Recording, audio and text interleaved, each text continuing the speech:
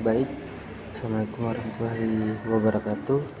Kembali lagi bersama saya Iqbal Muzamin. Nah, di sini saya akan membahas mengenai analisis 4P. Nah, itu berupa produk, price, place, dan promotion. Nah, pengertian dari analisis 4P. Analisis 4P adalah salah satu model pemasaran yang paling mendasar dan penting dalam dunia bisnis. Nah, model ini tuh diperkenalkan oleh Jerome McCarthy pada tahun 1960, dan ini berfungsi untuk membantu perusahaan mengembangkan strategi pemasaran yang lebih terarah dan efektif. 4P itu mengembangkan 4P itu adalah singkatan dari produk, price, place, dan promotion. Nah, yang mencakup berbagai aspek yang perlu dipertimbangkan untuk membawa produk atau jasa ke pasar dengan sukses. Strategi pemasaran 4P itu sering disebut sebagai marketing mix atau bauran pemasaran. Itu merupakan kerangka kerja fundamental dalam strategi pemasaran yang dirancang untuk membantu perusahaan dalam merancang dan mengimplementasikan strategi pemasaran yang efektif. Nah, analisis 4P dalam konteks usaha bisnis itu merujuk pada kerangka kerja yang digunakan untuk merumuskan strategi pemasaran yang efektif. Nah, konsep ini tuh dia terdiri dari 4 elemen utama, yaitu produk, price, place, dan promotion. Nah, masing-masing elemen ini yang saya sebutkan tadi itu berfungsi untuk membantu perusahaan dalam memahami dan memenuhi kebutuhan pasar serta menciptakan nilai bagi pelanggan. Nah, untuk penjelasan mengenai produk. Nah, elemen produk ini dia itu mencakup semua aspek yang berkaitan dengan barang atau jasa yang ditawarkan kepada konsumen. Ini termasuk fitur, kualitas, desain, merek, dan variasi produk. Penting bagi perusahaan untuk memahami kebutuhan dan preferensi pelanggan agar dapat mengembangkan produk yang relevan dan menarik. Dengan memahami produk secara mendalam, perusahaan dapat menciptakan keunggulan kompetitif di pasar. Nah, produk adalah apa yang ditawarkan oleh perusahaan kepada pasar.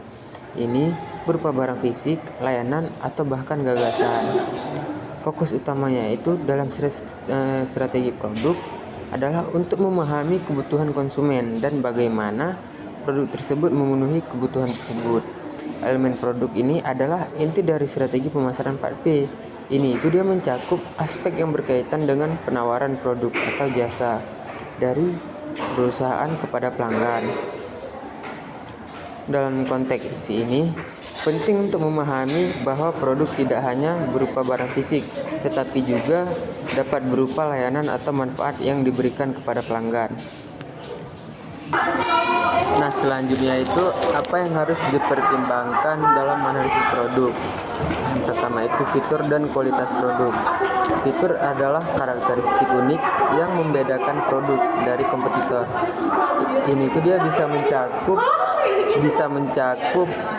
teknologi, spesifikasi, atau fungsi tambahan yang memberikan nilai lebih kepada konsumen. Nah, kualitas itu merupakan standar dan performa produk yang harus memenuhi harapan pelanggan. Kualitas yang baik itu dapat meningkatkan kepuasan pelanggan dan menciptakan loyalitas merek. Nah, dalam konteks aspek fitur dan kualitas produk itu harus bisa menjawab apa saja fitur produk dan bagaimana kualitasnya dibandingkan dengan produk lain di pasar. Nah, selanjutnya itu ada aspek yang harus dipertimbangkan dalam analisis produk. Nah, yang pertama itu ada fitur dan kualitas produk. Fitur itu adalah karakteristik unik yang membedakan produk dari kompetitor. Ini bisa mencakup teknologi, spesifikasi, atau fungsi tambahan yang memberikan nilai lebih kepada konsumen. Nah, dalam konteks aspek fitur dan kualitas produk itu harus bisa menjawab apa saja fitur produk dan bagaimana kualitasnya dibandingkan dengan produk lain di pasar. Nah, selanjutnya ada desain dan tampilan. Desain itu mencakup aspek estetika dan fungsionalitas produk. Desain juga itu yang dapat menarik perhatian pelanggan dan mempengaruhi keputusan pembelian mereka. Desain produk, warna, ukuran, dan estetika yang ditawarkan. Selanjutnya ada kemasan. Kemasan itu berfungsi untuk melindungi produk serta menarik perhatian konsumen di rak toko. Nah, desain kemasan yang informatif itu dan menarik dapat meningkatkan daya tarik produk. Selanjutnya ada branding. Nah, branding ini adalah bagaimana produk itu dikemas dan dipresentasikan kepada konsumen. Apakah produk itu memiliki merek yang kuat dan dikenal. Terus merek atau branding itu adalah identitas produk yang menciptakan citra di benak konsumen. Branding yang kuat dapat meningkatkan pengenalan merek dan membedakan produk di pasar. Selanjutnya ada jaminan dan layanan purna jual. Nah, itu apakah produk menawarkan jaminan dan apakah ada dukungan layanan pelanggan setelah pembelian. Nah, layanan purna jual ini dia mencakup dukungan dan layanan yang diberikan setelah pembelian seperti garansi, perbaikan atau layanan pelanggan. Ini itu dia sangat penting untuk menjaga kepuasan pelanggan dan membangun hubungan jangka panjang. Nah, variasi produk itu menawarkan berbagai varian produk untuk memenuhi kebutuhan segmen pasar yang berbeda, dapat meningkatkan daya tarik dan pangsa pasar. Nah, siklus hidup produk di mana produk tersebut berada dalam siklus hidupnya, itu introduksi, pertumbuhan, maturitas atau penurunan. Nah, di sini ada beberapa komponen penting dalam strategi produk.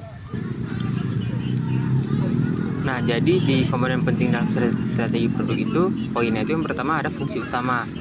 Apa masalah yang dipecahkan atau kebutuhan yang dipenuhi oleh produk ini? Nah, yang kedua, fitur dan spesifikasi. Di situ, apa yang membuat produk ini itu unik atau berbeda dibandingkan produk yang serupa. Poin selanjutnya ada desain dan kemasan. Bagaimana produk dikemas, bagaimana penampilannya, dan bagaimana desain produk berkontribusi terhadap persepsi konsumen. Nah, poin selanjutnya itu ada standar kualitas. Nah, standar kualitas produk itu misalnya apakah produk tersebut premium atau ditunjukkan untuk pasar massal dengan harga terjangkau. Nah, poin selanjutnya itu varian produk. Apakah ada variasi ukuran, warna, rasa atau tipe yang memungkinkan pelanggan memilih produk yang paling sesuai dengan kebutuhan mereka. Poin selanjutnya itu siklus hidup produk. Nah, apakah produk baru saja diperkenalkan, sedang tumbuh mencapai puncaknya, atau sudah mulai mengalami penurunan permintaan. Nah, selanjutnya itu ada branding. Bagaimana merek produk mempengaruhi persepsi konsumen dan mendorong loyalitas pelanggan. Yang poin terakhirnya itu dari komponennya itu adalah layanan purna jual. Nah, apakah ada dukungan layanan pelanggan atau garansi yang disertakan? Selanjutnya kita masuk ke strategi produk. Nah, di sini itu ada 2 poinnya. Yang pertama, diferensiasi produk.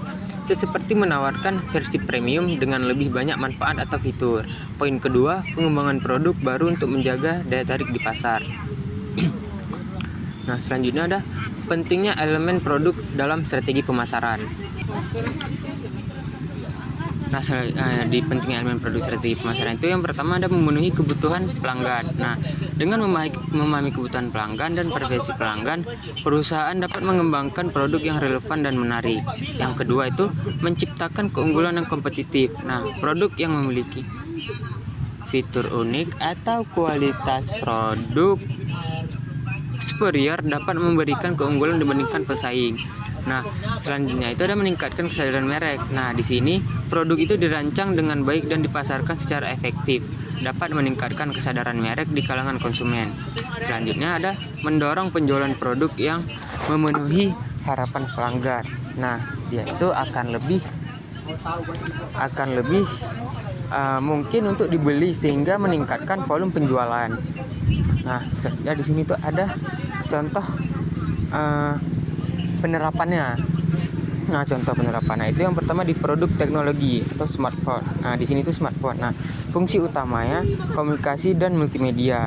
Dan untuk fiturnya ada layar AMOLED, kamera 108 megapiksel, teknologi pengenalan wajah, dan selanjutnya itu ada desain. Desainnya itu ada tipis, bodi metalik, tersedia dalam warna premium. Dan untuk variannya itu versi dengan penyimpanan mulai dari 128 GB dan sampai 256 GB, serta edisi dengan RAM yang lebih besar untuk kecepatan multitasking. Nah, yang kedua itu produk fashion. Itu contohnya itu sepatu olahraga. Nah, yaitu fungsi utama itu yang pertama itu nyaman dipakai untuk berolahraga dengan dukungan pergelangan kaki dan sol anti selip. Nah, yang kedua itu ada fitur teknologi solnya itu memory foam dan bahan breathable. Nah, yang ketiga itu ada desain. Tersedia dalam berbagai gaya dan warna, dikemas dalam kotak yang 100% dapat didaur ulang.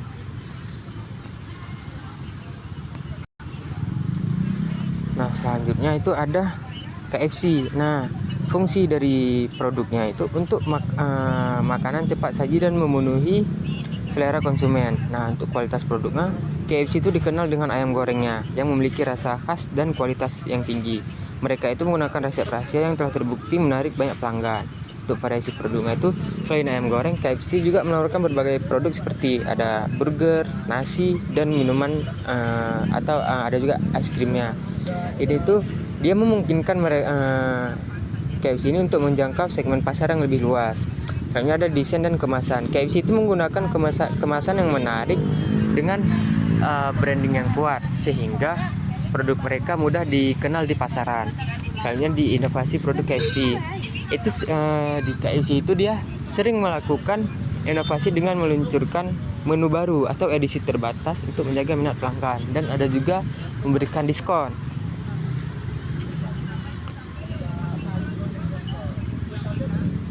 Selanjutnya itu kita masuk ke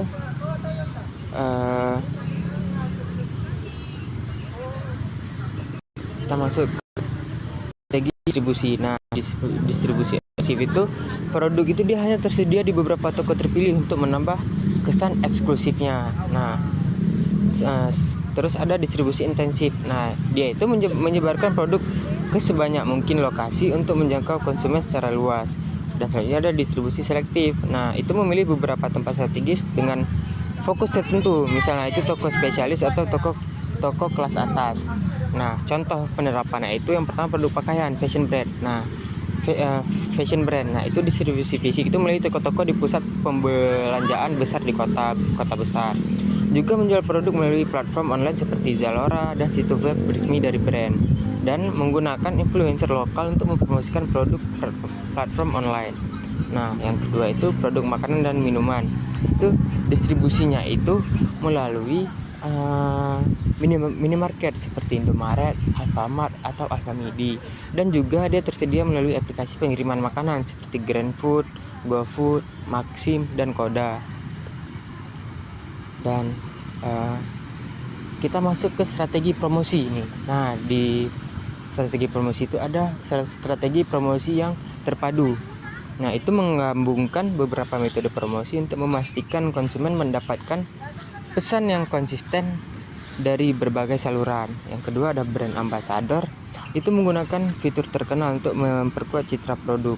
Yang ketiga ada event marketing. Itu mengadakan acara atau pameran untuk mempromosikan produk secara langsung kepada calon pelanggan.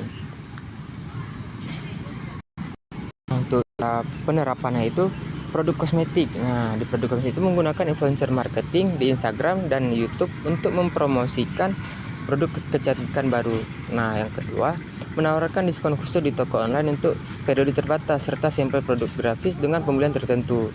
Yang ketiga, berkolaborasi dengan majalah kecantikan terkenal untuk ulasan produk. Nah, untuk contoh penerapan di produk minuman itu iklan televisi dan radio yang menampilkan produk sebagai solusi menyegarkan untuk hari panas. Nah, yang kedua itu melakukan kampanye nih di media sosial dengan menggunakan hashtag yang relevan, serta dia itu memberikan penghargaan kepada konsumen yang membuat konten dengan produk tersebut. Nah, mungkin itulah penjelasan mengenai analisis produk ya. Mungkin lebih dan kurang Saya mohon maaf, hanya itu saya yang dapat saya sampaikan. Saya akhiri, akhirul kalam. Assalamualaikum warahmatullahi wabarakatuh.